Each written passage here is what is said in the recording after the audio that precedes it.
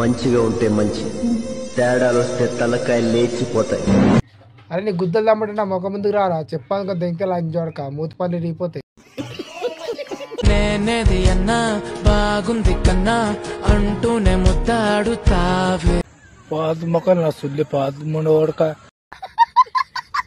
రాను అనుకున్నారా, రాలేను అనుకున్నారా, నా పేరు మీదనే ట్రోల్స్ రికార్డ్స్ ఉంటాయి.